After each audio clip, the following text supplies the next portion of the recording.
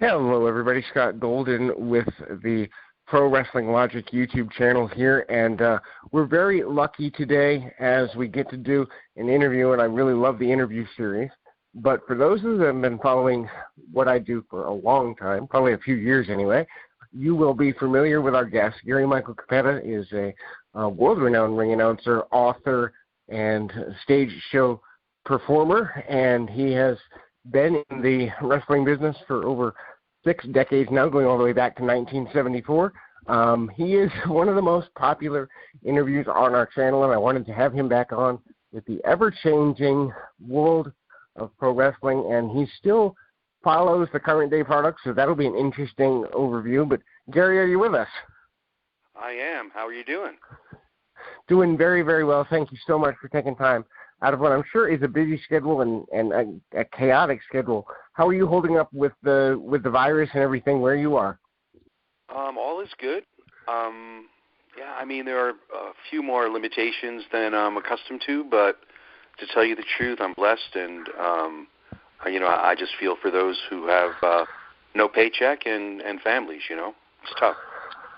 It's certainly hard. It's affecting millions of people here stateside and probably hundreds of millions around the world, certainly, and it is hard, and we're trying to do our part. Once the channel gets monetized, we're going to give a little portion, well, what we can, to those in need, so that's our hope. So please like and subscribe if you like the content that's here. One thing I really wanted to do, Gary, was just kind of talk about you popping back up on the scene with All Elite Wrestling not too terribly long ago. I don't know if you've done an interview since then, but kind of take our listeners through how that came to be. Pretty amazing, isn't it? When I listen to your introduction, it's like 6 decades, and that's true because I started in the 70s, and here we are so many decades later. It's amazing that I'm able to talk about it. that I'm not stored in some warehouse someplace. Came out of the blue when Tony Khan, the owner of AEW, and Chris Jericho and Cody decided that they wanted to do weigh-ins before the pay-per-view main event between Jericho and Moxley. They wanted a big voice, pretty much. But when I was first contacted, I was just told, well, we would like for you to host a segment, and I don't host segments. I mean, it's not something that I've ordinarily would do, especially on live TV, and especially since it had been 25 years since I had done a large TV live production like that. If they had said, well, we want you to come in and host a segment and we're going to pre-tape it, well, that would be different. So at first I was pretty cautious, and I wasn't going to do it. I just didn't think it was a good idea to put me in that situation, especially like when you're working with a promotion and you're working with the same production people week in and week out. There's a familiarity. The last time that I had done a live TV production like that, we weren't even wireless. I mean, if you look at any of the pay-per-views, Clash of Champions, weekly TV shows that I did, my microphone, there was always a wire that went directly to the truck. So we're talking about huge changes, and we're talking about throwing me out there and expecting me to be able to work seamlessly with a team of which I'm not a part. So at first I sort of begged off, and it was more like thank you, but no thank you. And Chris Jericho sent along a video to show me what his vision was for the segment. And it was a recent weigh-in for a boxing event. And as I looked at it, I'm saying, oh, is this what they mean by hosting a segment? Like all the announcer's doing is pretty much ring announcing. So then I decided, okay, let's give this one a try. So when they came back at me a second time and said, no, like, we really think that you can do this, and we would like for you to do this. In fact, at one point they said to me, we'll bring you to Kansas City, and if you're not comfortable, you don't have to do it. No one ever told me that before. No one ever told me they were going to fly me into a city, and they were going to pay me whether or not I performed or not. It was kind of odd. So that's how it came about. I mean, they reached out. I think it was a matter of Tony Khan. He truly respects the history of the sport, and I was the first one that came to mind when they envisioned this segment. What's really interesting to me in that is, and I've been a fan for 31 years. I was involved in doing play-by-play on the independent level for a dozen. What's interesting to me is I don't know that I remember in my time as a fan there being quite the energy that AEW has. It's almost like we come together because we love this and we're passionate about it, and it's a business second. I can't think of another national company that's ever had that vibe. Is that something you've experienced before? No, but it's a unique situation, I think, for two reasons. Number one, it's new. I mean, it's still new. It's their TV show, their weekly TV show on TNT started, in October? And the other thing is that it was, if you look at their executive producers of being the Bucks and Kenny Omega and Cody, they brought that energy with them, which was developed organically from the bottom up, not from the top down. And I think that's another, that along with the newness gives it a unique quality and an energy. When I was doing the segment, I pretty much understood the tenor of what Chris Jericho was saying to me. In other words, I knew he was insulting me, but I couldn't hear what he was saying because, as you said, there was just such a raucous, loud crowd. But I think if you put those two qualities together, it's nothing that I've ever experienced before. But who has announced in an organization that's as new and grown organically from the bottom up? It's just, to my experience, I've never known any group like that. At least I've never announced in any group like that. The closest I would think, and you can correct me if I'm wrong, but you were involved with the Pro Wrestling USA offshoot back in the mid to late 80s, correct? Or am I incorrect in that? Yeah, you are correct, but it was still directed by the old guard.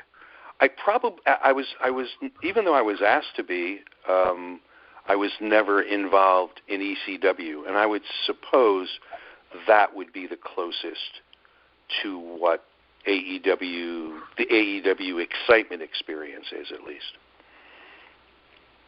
That would have been interesting. I wonder how the very niche audience in Philadelphia would have responded to you as a focal point and a vocal identifier. I would assume because you did a lot of work at the Spectrum and surrounding area, there would have been some familiarity and comfort, but at the same time, they were a more hardcore audience, and you, I almost want to say, would have been too polished for that environment.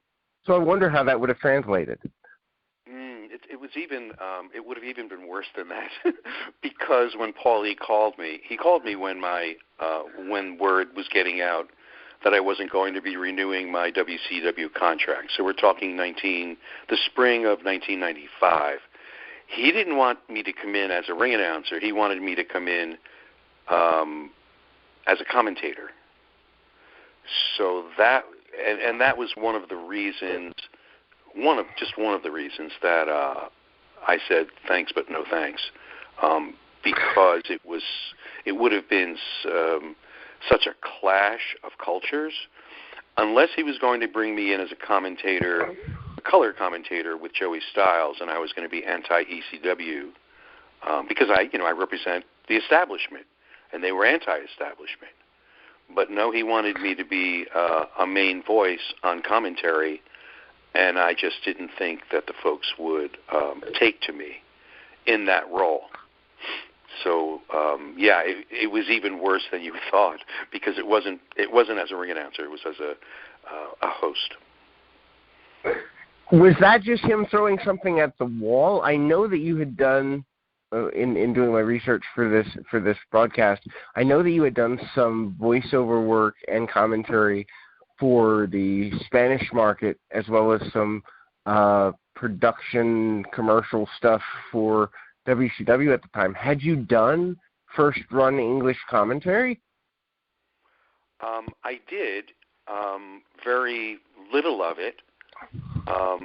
But what Paul wanted was he was having a rift with his main commentator, and he wanted to replace him. So that's why he called me. And that would have been an awkward situation for you to be in, no doubt.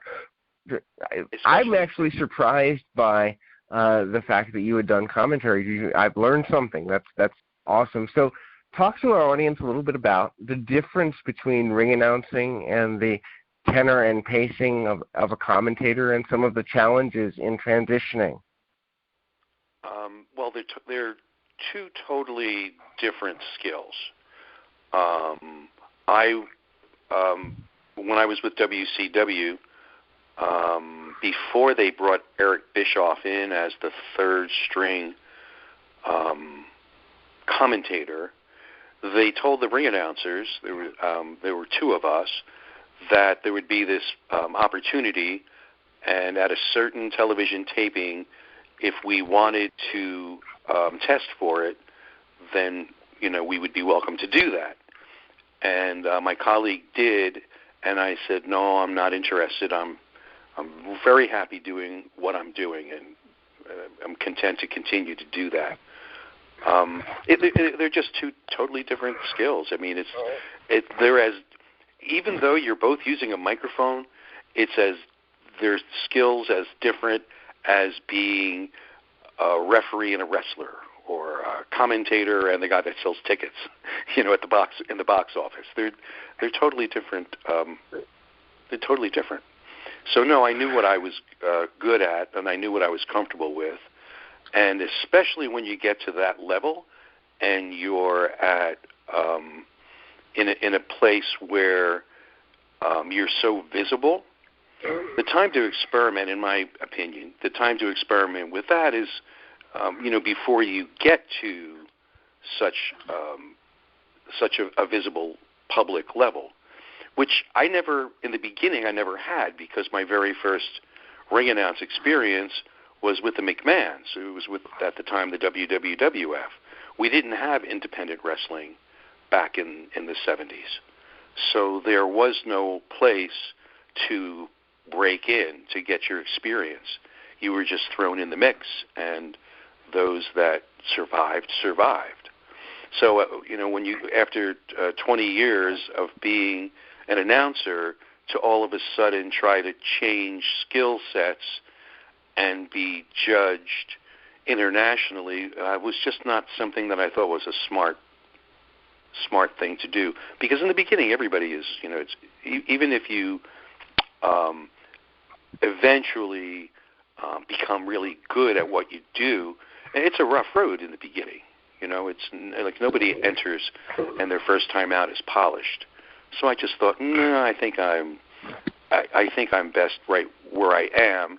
And then when I was leaving WCW and Paulie called me, I thought, no, I think it's just best to leave the memories where they're strong, and I don't need to start rebuilding now. I was actually talking with one of our listeners earlier today, and they mentioned that they considered you to be the voice of the Rock and Wrestling expansion era, and as I thought about it, that made sense. During that time, were there certain arenas that you enjoyed being part of, performing in the Northeast? And then, as you expanded into a more nationwide announcer when getting involved with the AWA and later NWA/WCW, were there national arenas that you really remember fondly? Well, my regular large arenas, there were only two of them because we didn't travel. I was teaching school at the time that I worked with the McMahons. So I did the main shows at the Spectrum and at the Meadowlands when the Meadowlands opened. And then every 3 weeks I did their weekly TV for 8 years. So in between those shots, there were all high schools, colleges, convention halls, Army bases, clubs, rodeo arenas, hockey rinks. They were filler in between the big city northeastern shows, but each city had their own main ring announcer.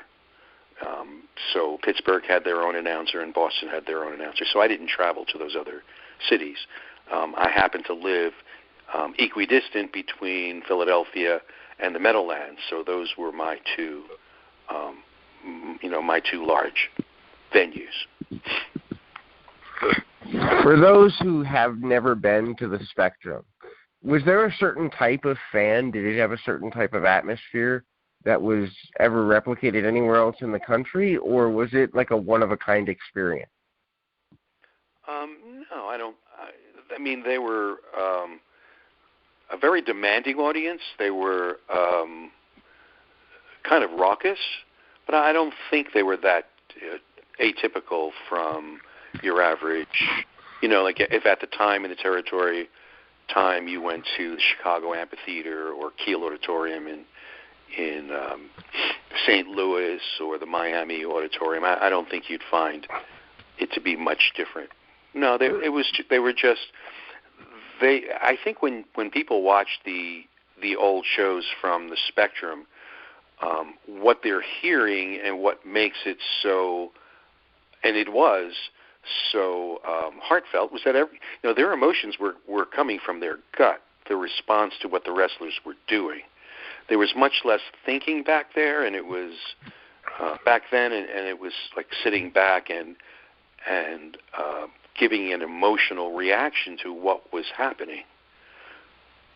It was just a different era of the sport, and because the circumstances were different, in that it was a very closed shop, people responded differently, as opposed to today when everything is exposed. Speaking of emotional reactions, we unfortunately lost Howard Finkel within the last week or so. How much interaction did you have with Howard? Obviously, he kind of took over as you left. Did you interact much before leaving, or what was your relationship with Howard like? Our paths would cross, but seldom, because Howard started with the company 2 years after I did, and he announced first in New Haven, I believe.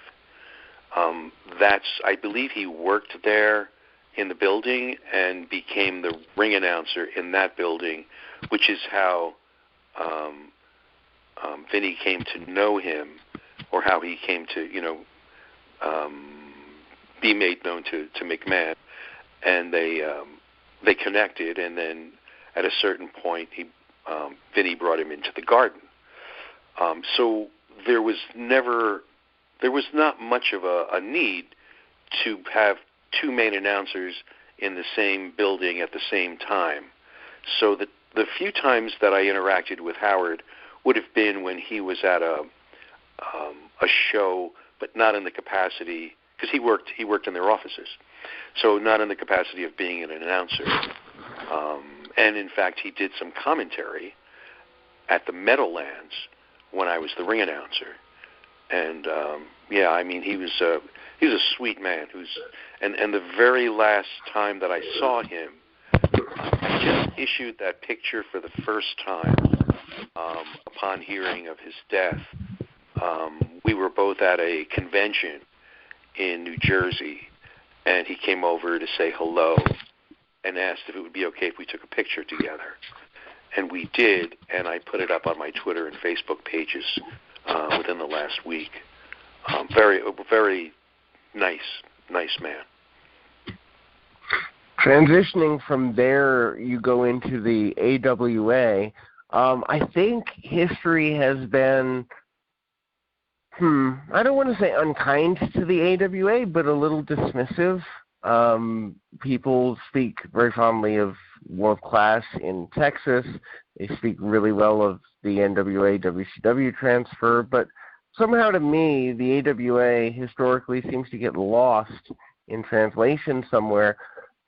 When you go into that world, was that a major culture shock for you to work somewhere outside of the McMahon bubble, so to speak? Well, the proposal for me to come in and to start a brand new TV show with the AWA on national television, on ESPN, a legit sports network, that sort of nudged me over the edge to part ways with WWF. I was never really part of the machinery of the AWA. When they started their ESPN show, it was produced in Atlantic City at the Tropicana Casino. And so I would, I don't know, it was maybe once every 3 weeks or so, I would go and we would do a few episodes. And then within 8 months, they moved to Las Vegas. And I didn't go with the show. I was teaching. Announcing was still a sideline for me, even though I was as prominent as I was. It still was a sideline as far as my work schedule goes. And then from my association with them, they had Pro Wrestling USA, which was Vern Gagne, AWA, and Jim Crockett Jr., the NWA, and they started to have compete with McMahon in the Northeast wherever they could, and I did their announcing for them. At one time, and it was only for a few months, I worked for all three organizations at the same time. I think I'm the only one that holds that distinction, WWF, NWA, and AWA. And then I decided it was best for me to pull myself away from WWF, which is when I stopped announcing there. So Vern knew me from those Pro Wrestling USA shows, asked me to do his ESPN show. And then after that, I only did a few scattered shows for him and then 2 pay-per-views. I did a Super Clash in Chicago, and I did the Wrestle Rock at the Hubert H. Humphrey Metrodome in Minneapolis. So that I really didn't have that much any lengthy association, ongoing association with the AWA. But I always enjoyed working with them. They treated me fine. You mentioned that they did the majority of their television tapings in a casino, which isn't too terribly odd. Promotions have done that over the years. What is the most bizarre place that you've ever had the pleasure or displeasure, depending on your perception, of announcing a wrestling event? The rodeo arena was different. The most dangerous place that I've ever announced was the Bahamas Stadium.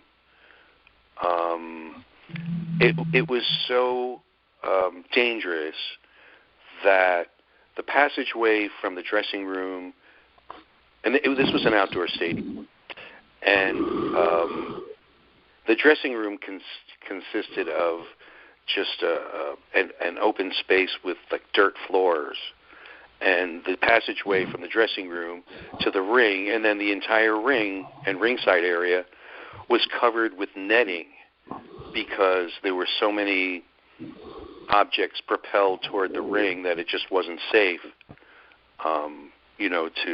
to be in the middle of that. So that was, that was one end of the scale, and then the other end of the scale was Royal Albert Hall in London, which was so very proper. So, but the rodeo arena was kind of odd, especially when it rained and it got muddy.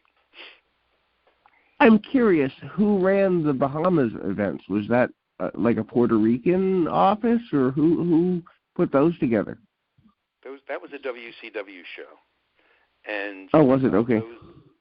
Those working with WCW, I would say Gordon Soley comes to the forefront. He had the connections with this fella from the island by the name of Charlie, who I only knew him by Charlie.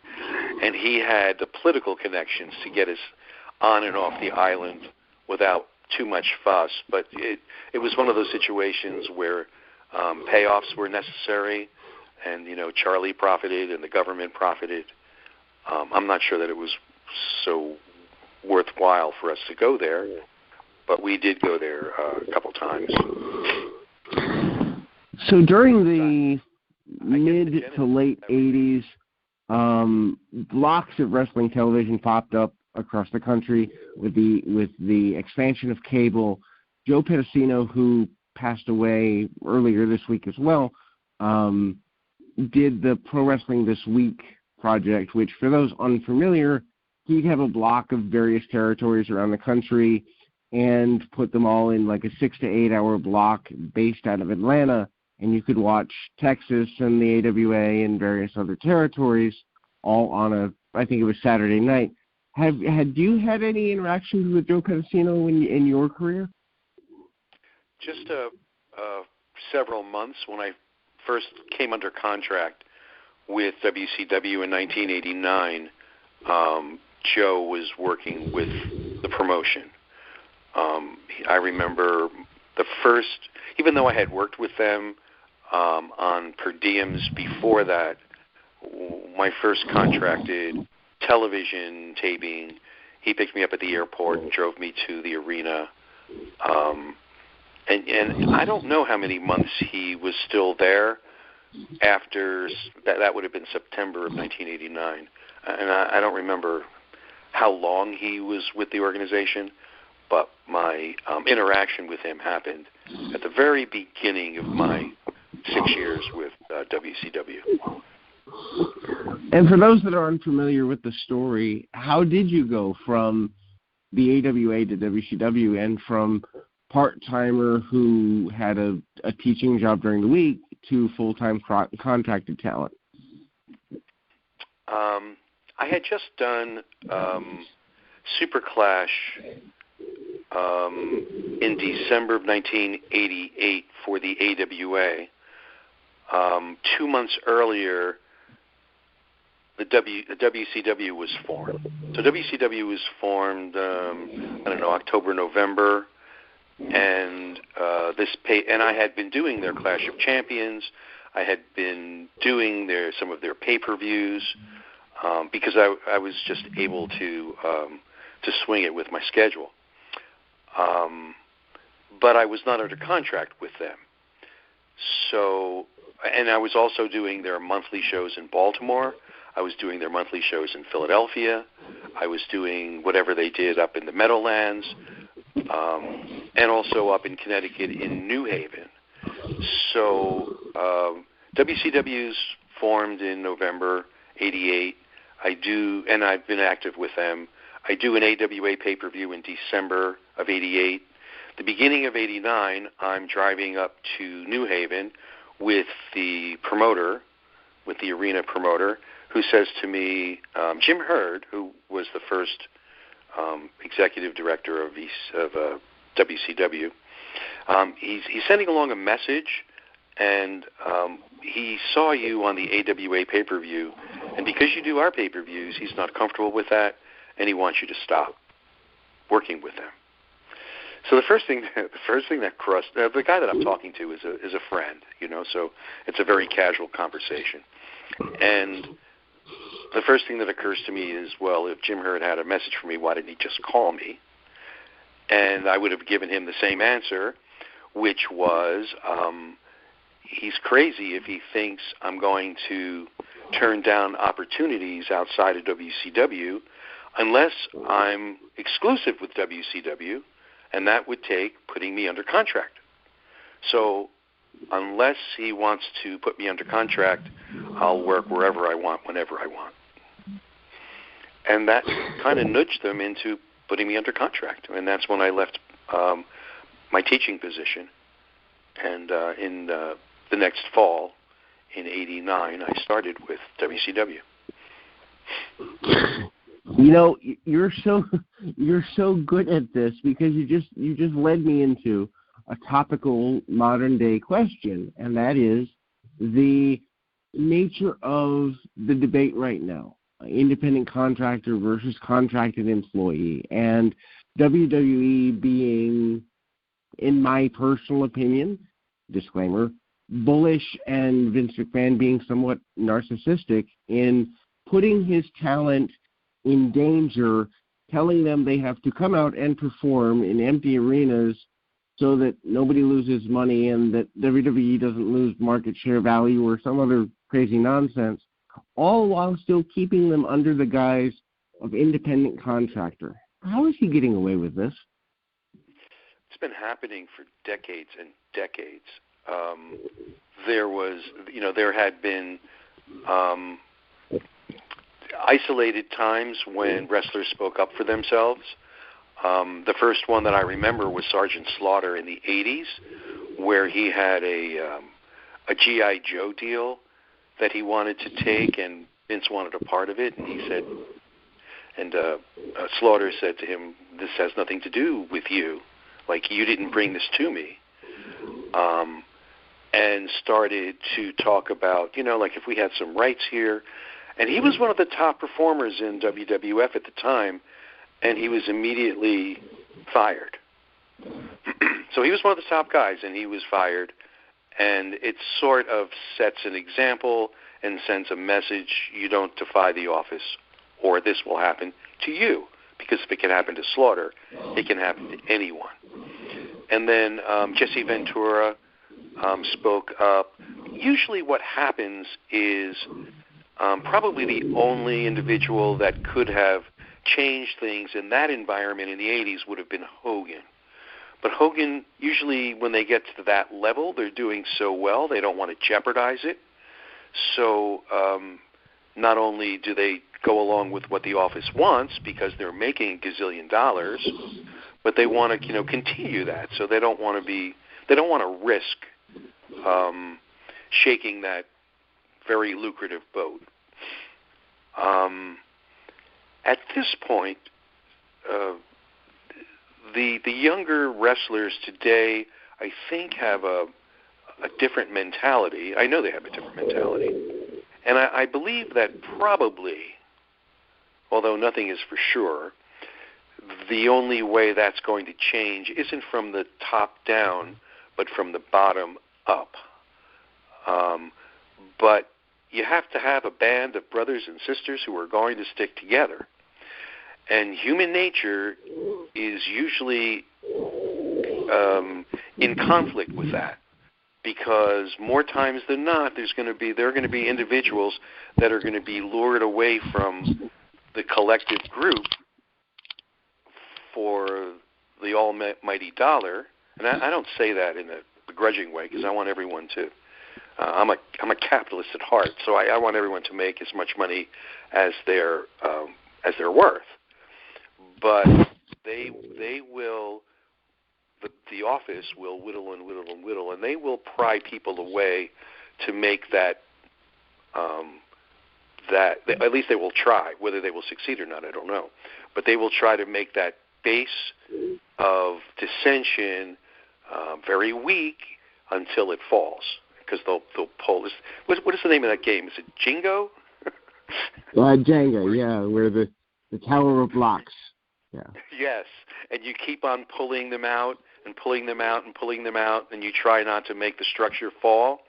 I think today there are so many quote-unquote social justice, sensibility kind of younger performers that it would probably most likely happen from the bottom up if it were to ever happen. But I'm telling you what the promotion's response is going to be, and that is to lure some of the key leaders of that kind of upswell away with contracts that they can't refuse. That's usually, that's in the past. It was always bottom down, and those top performers were silenced one way or another. The other way would have to be from the bottom up, and it would just be that everybody has to stick together.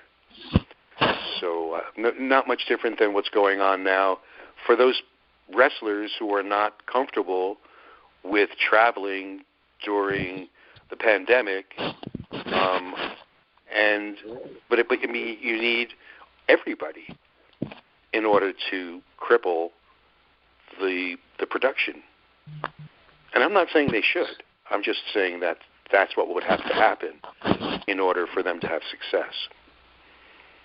It's interesting. As we're talking, I'm looking at your career, and there's something I noticed that maybe you've noticed before in reflection, and maybe you haven't. I'm guessing the majority of our listeners haven't. So you break in 74, and you're on the move right at the start of the rock and wrestling boom period, and you move over to the AWA and those opportunities. And then wrestling continues to boom, grows, and then starts to wane in the early 90s. You are exiting WCW right at the beginning of the boom period of the Attitude Era and going back to teaching. You later did some work with Ring of Honor, if I remember correctly. And now AEW brings you back on what many people are calling the cusp of another boom period. Do you see a boom period forthcoming in the next few years?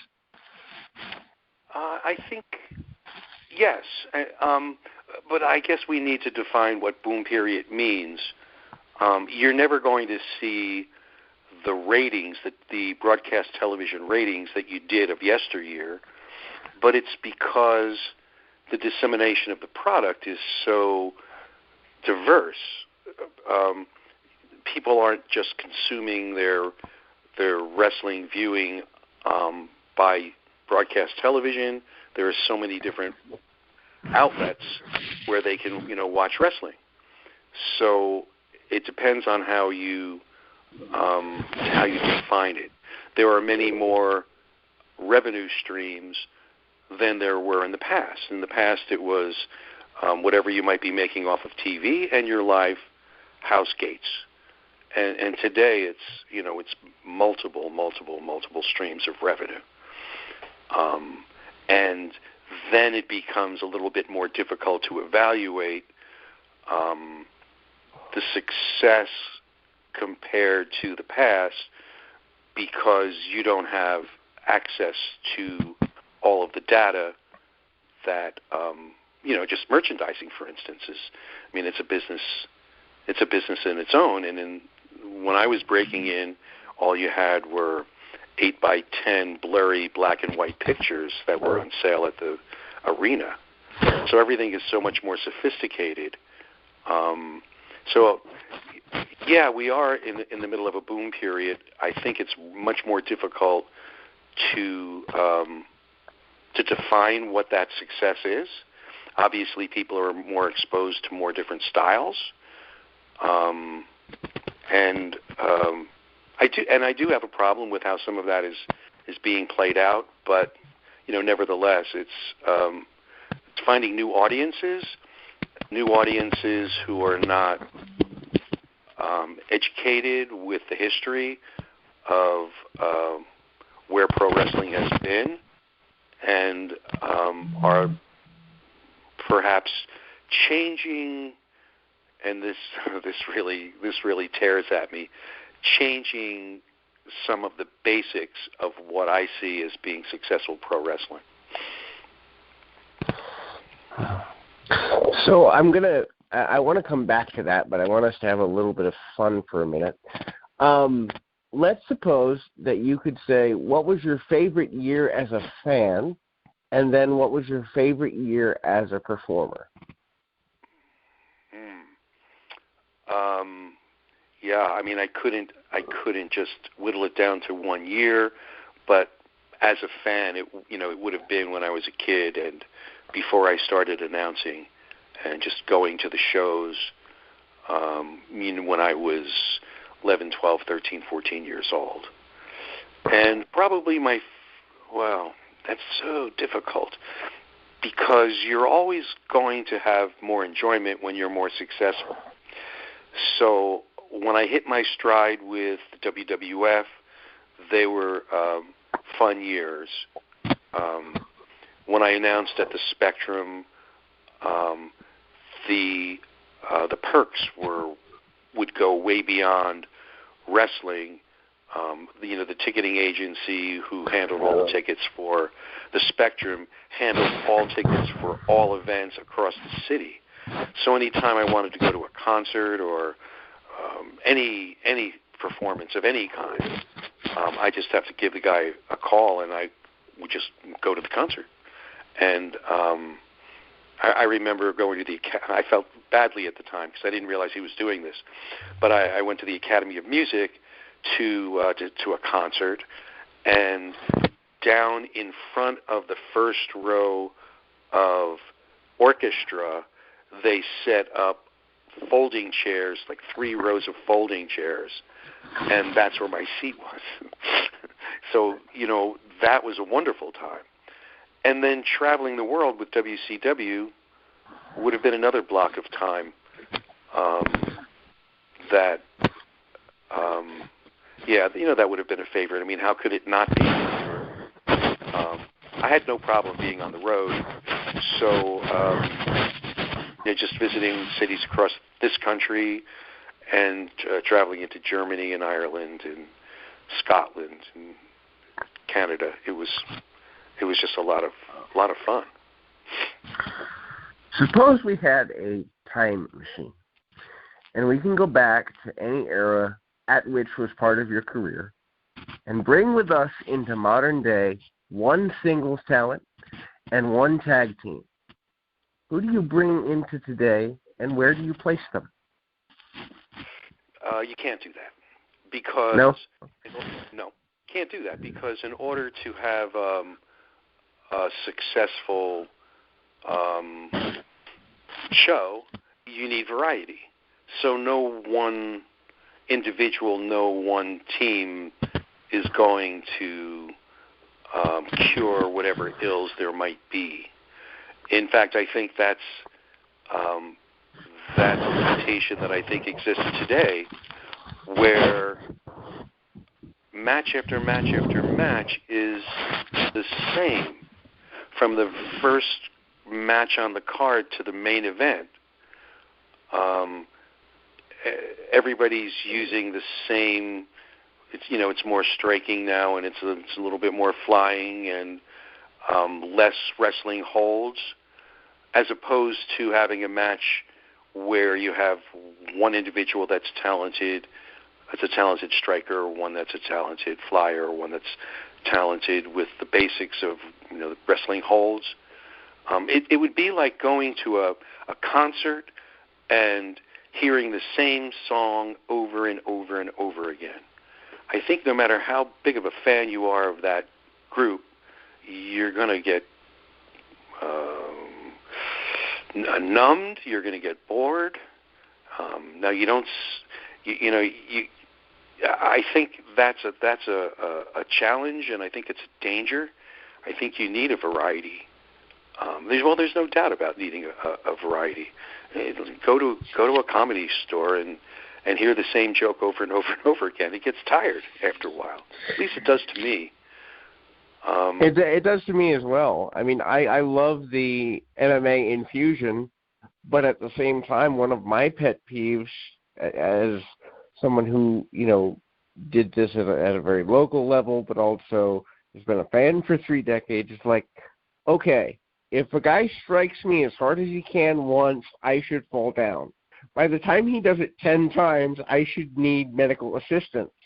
Somewhere it gets lost when striking becomes this norm of boom, boom, boom, boom, and it's like there's a difference between today's striking and the selling of, for example, Ricky Morton taking a punch from Bobby Eaton and he goes down like he's been shot out of a cannon. And I think that's been lost in the modern presentation of pro wrestling. There was a time when not just a match, but an event was structured in which it built to the main event. And so the first couple of matches were not barn burners. They were, let's get settled in our seats, let's say hi to our friends around us, no one expected fireworks in the first couple of matches. And then little by little they became more competitive, and then they hit a bit of a height before intermission. Intermission happened, and then we started again, and during Hogan's time, nobody dropped the leg like he did before that main event. Nobody did, because then it's not special anymore. And I think that's being lost in the presentation of today's wrestling.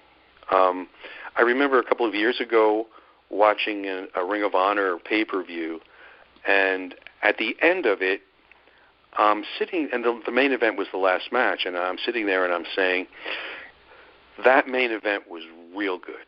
It was solid, but it wasn't special. It didn't stand out because I could see the same things in the opening match. I think they need to tamp it down a bit. Well, and it speaks to another thing. Back in the 70s through, I'd say about maybe 97, 98, 99, finishers were protected, right? One guy did a DDT, and it was Jake Roberts, and you knew it. Randy Savage did the flying elbow, and you weren't going to see anyone else do it. Now everything is, what can we do athletically? And it's like no move is special because everyone can athletically do just about everything, and nobody stands out because they have their own unique arsenal that you come to see just them do. Right. It's exactly what I'm getting at. Mm-hmm. Agreed. Gotcha. Okay, and so you mentioned having some stylistic challenges with the presentation today. First of all, what keeps you watching today when many of your contemporaries have checked out long ago? What keeps you watching as a fan? Hope, I guess. And there is a lot of good wrestling. I mean, your average wrestler today is much more athletic, just by being lighter, just by there being more modern concepts of health and fitness, and therefore they can do more athletically than the old timers did back. Well, they weren't old timers back in the in the 60s, 70s, and 80s. There's no doubt about it. It's just a matter of channeling that in order to keep to some of the basics that we're losing. Hey, let me run something by you. This is something I thought of within the last couple of days, and it has to do with American wrestling, quote unquote. Is there such a thing? First off, because of everything being global, but let's just say wrestling that takes place in the United States, or that is presented by an American promotion. Years ago, when Clemente played baseball, he didn't change the rules of baseball. When an American goes to the UK and plays football/soccer, he doesn't he fits in with what the rules are there. So my question is, why with the global international influences are the rules being changed of promotions that are based in the United States because there are now luchadors. Now there are more Japanese wrestlers. I think that's a problem. I think there can be a pro wrestling event in which there's a lucha match. But for all of pro wrestling to lose countouts because there's so much going on the outside of the ring, because the lucha rules are so different in tag teams, where we don't have tags in and out, or we're slapping each other's back and that's considered a tag, where the referee doesn't even begin to count when there are three wrestlers in the ring at the same time. Like, why are we allowing for American-based wrestling to be changed? Can I hazard a guess at that? My guess and hypothesis would be the advent of tape trading in the late 80s and early 90s has now begat a couple of generations of folks who borrow a little bit from lucha, who borrow a little bit from Japanese strong style, who borrow a little bit from World of Sports in the UK, and who still try to lump all that together into American professional wrestling. And they, in lumping together the styles, they also lump together the rules, and they create a mess. That would be, if I had to make an educated guess, that would be as close as I could make. Yeah, and I think that's correct. It's just, and there were always different styles.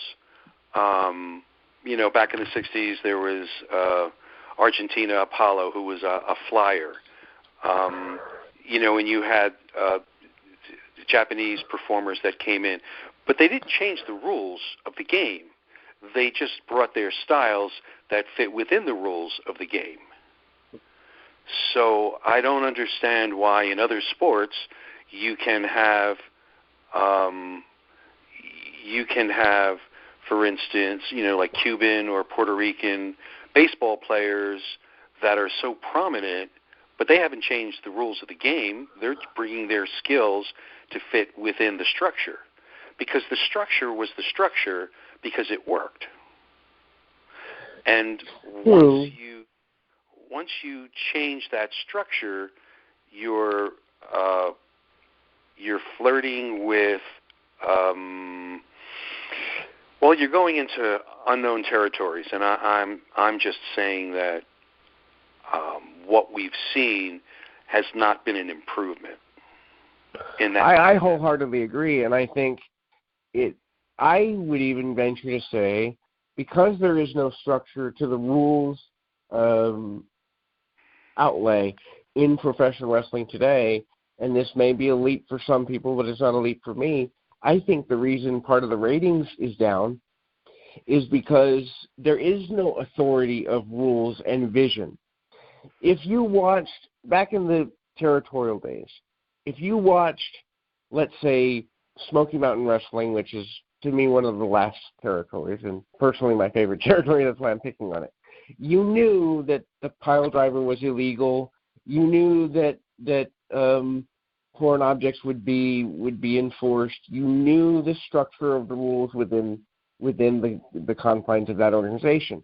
Similarly, each promotion had its own little universe of rules, and usually about 85 to 95% of the rules were unanimous across the United States and Canada, that you knew what wrestling was. Now, in modern day, you have rules of, you know, your hardcore deathmatch promotions. Please don't get me started on those, where there are no rules. And then you have an infusion of lucha rules in some places. And then you have the Japanese strong style, let's strike each other 17 times before anybody even bats an eyelash. And all of these things lead to fans going, what is professional wrestling? Where is the uniformity in rules? But at the same time, you don't have a Bill Watts, you don't have a Vern Gagne, you don't have the promoters and producers who, number one, are willing to stick by their vision and say, nope, this is the way it is, this is the way we're going to present it. and you don't have the promoter overall who says, this is what I'm paying for pro wrestling to be, therefore this is how you will conform and perform. And without that, I think it's getting lost because, sadly, rather than being athletes who are performing, we now have performers who are athletic, who take a liberal license in each match or each segment with what they think wrestling is. Yeah, and the comeback to that, that you'll always hear is, oh yeah, but this is entertaining, and there are a lot of entertaining performance arts that aren't pro wrestling. So if that's what you want to do, if you want to change what it is, then be my guest. Go do it, but just don't call it pro wrestling. Once you try to appeal to so many different segments and get away from the core of what's always made the sport successful,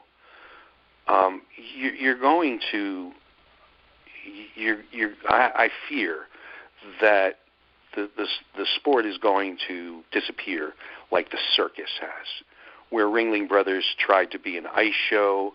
They tried to introduce storylines into their shows. It just became everything to everybody, and it turned out being nothing. So I don't think we're there yet, but I think there's still time to rein it in. But I think that respect needs to be paid to tradition. And I think that's something that Tony Khan, owner of AEW, he recognizes. I do.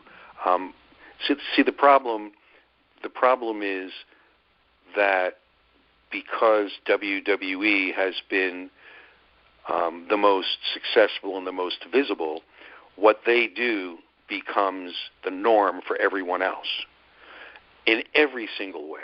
Not only their wrestlers, but their announcers.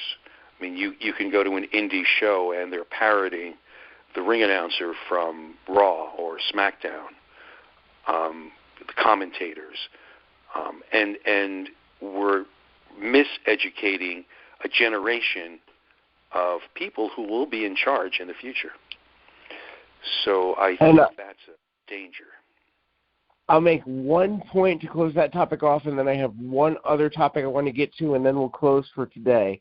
And to close the loop on that, to me what's scary right now is that if, heaven forbid, Vince McMahon were to pass away, yes, he has armed his heirs and family with the ability to take over a multi-million-dollar, billion-dollar company. But do they have his vision? Do they have his drive and ability to keep it going? That's unforeseen. We don't have another potential promoter to step into the role should something happen to Vince to be that national, international juggernaut. And I think that's the point where if Vince steps down due to health or if and when he passes away, that's when the business as a whole is in danger unless someone like a Tony Khan or another promoter were to rise up and to be able to fill that gap. My final question for you is... I don't know about that because one of the biggest problems is Vince right now. So when you look at Raw and you look at SmackDown, it's not as if Vince has been around forever and has been upholding the tradition of pro wrestling. He's been the catalyst for bastardizing it. So, no, I kind of think that the sooner that Vince steps down, the more hope we might have. Huh. I was just meaning in the sense of it's now taken on a national, international body. And I don't know that anyone could run it that way, the way that he has. And so there will be a major transition in what the sport looks like after he steps down or passes away. That was my point. But you're right. He has done a lot of damage to the reputation of what professional wrestling is. He changed it. He's the reason. Well, he's been telling us for 30 years.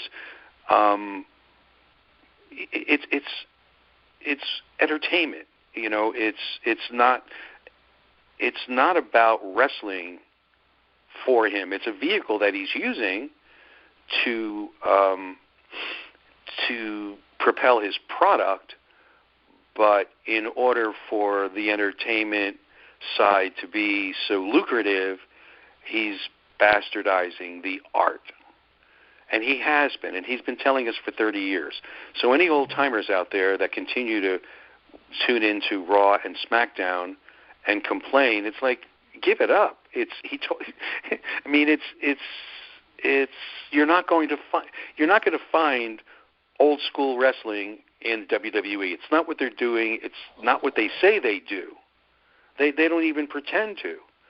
So why? I mean, it would be like going to a Taylor Swift concert and being disappointed that you're not hearing an aria. It's not what she does. Don't expect it. And I think on some level, and this ties into my final question for you. On some level, I think there is that desire and that impetus on the independent scene to bring it back to basics. Obviously, they don't have the funding, they don't have the exposure, but they have many of the promoters anyway that I've seen over the past 20 years have a desire to get back to basic roots. But what I find interesting is you are a major supporter online on your Twitter, which we'll have you plug in a minute, of independent wrestling. How did your love for the independents come about? It's because that's where the future of the sport is. It's because one of the reasons that we're seeing the styles that we're seeing in independent, in the major league wrestling organizations now, is because of the young wrestlers who made a name for themselves in early Ring of Honor, in PWG, and in some of the main Evolve, in some of the main independents. So they're bringing with them a style that they learned, they mastered there. And what I'm thinking is, if we can support the independent promotions that still value core, basic pro wrestling sport, then in a few decades, perhaps if wrestling's still with us, and I think it will be, maybe the pendulum will swing, and we'll have wrestlers that are able to carry out a good wrestling product. And I would definitely agree with you. I would agree with you. This project, and for those that have been listening to this channel and also my other business channel, my YouTube coaching channel for life and business coaching, you know that I came very close to passing away about a year and a half ago.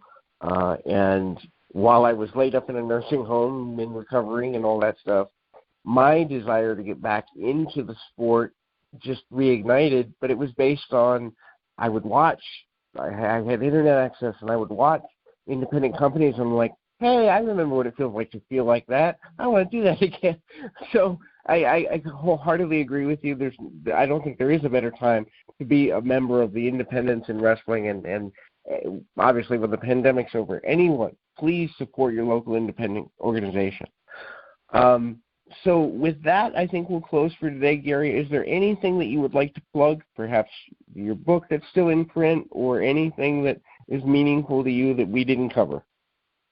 Well, anyone that wants to follow me can follow me on Twitter at GaryCappetta, Facebook at my initials, GMC, the number 4 Real, GMC for Real, where I've got a patrons section of my Facebook page, and for $1.25 a week, people will get my posts, my reviews, my insights that do not go out on the to the general public of Facebook.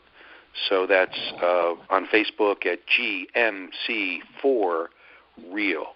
And anyone that has any questions, they can message me, and sometimes I can answer them, and sometimes they're a little creepy and I don't. All right, Gary, thank you so much. I've learned more in this last hour than I probably learned in the last week. Thank you so much for your time today. For those that are listening, if you are an independent talent, if you are an independent promoter, if you are a national talent that's been displaced over the last little while, Pro Wrestling Logic is all about giving you a voice and a vision. And so please feel free to get in contact with me on Twitter at PO Perception. We'll set up an interview much like what Gary has had today, and get your voice out there, get your voice heard. We also do want subscribers, because that will lead us to being able to monetize, which would lead us to be able to donate to those in need that are struggling with the coronavirus stuff. And our economy needs philanthropic people, and my team would like to be part of that. In any event, for those listening, keep your feet on the ground, your mind in the moment. Until next time, everybody.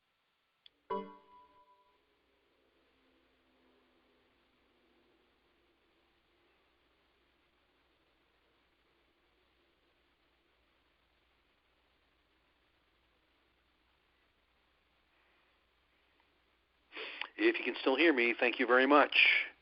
We'll be in touch. Thank you.